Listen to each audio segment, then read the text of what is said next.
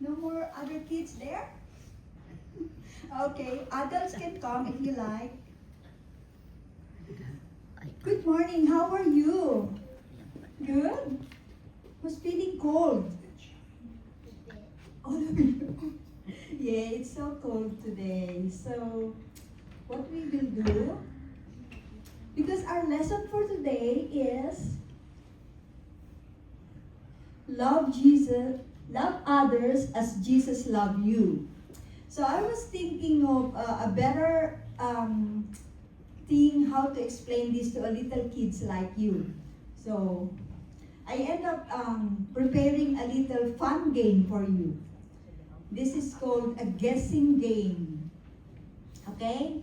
So you will need to guess who they are or who these people are according to their actions or the roles that they are doing. Okay?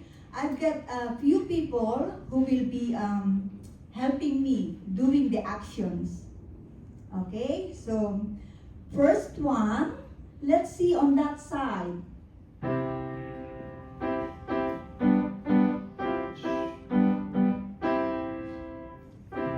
Okay, can you guess?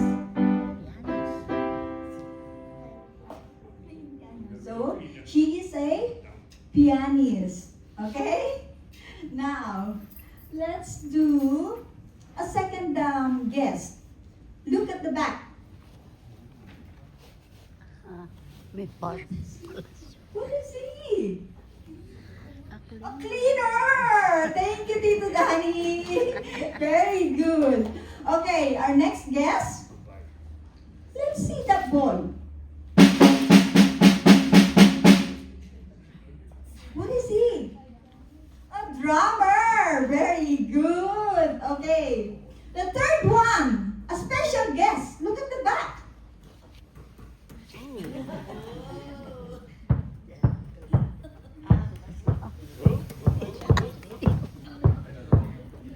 Okay! What is he? What do you think?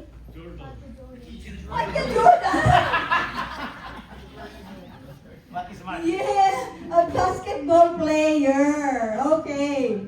Now, the next one is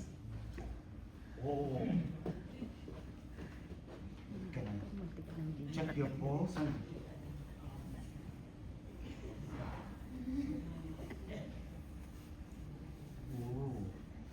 Say ah.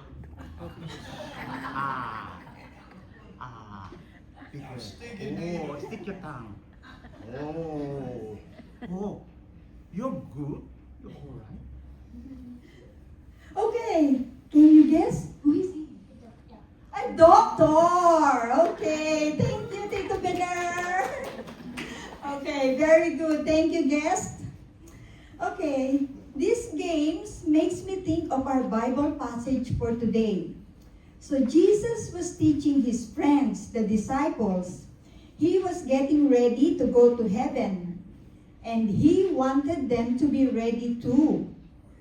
He told them, "You cannot go where I am going.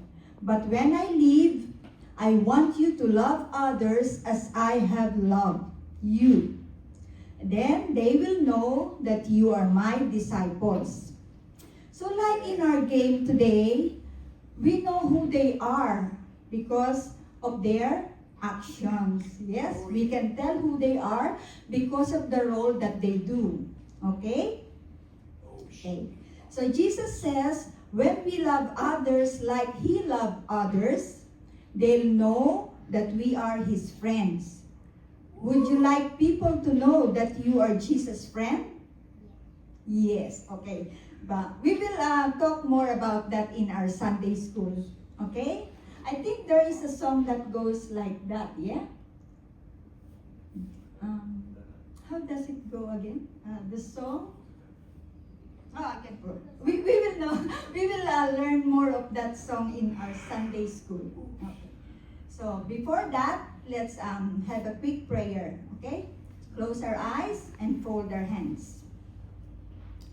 Dear God, we want others to know that we are Jesus' friends. Help us to love others like Jesus loved. In Christ's name we pray.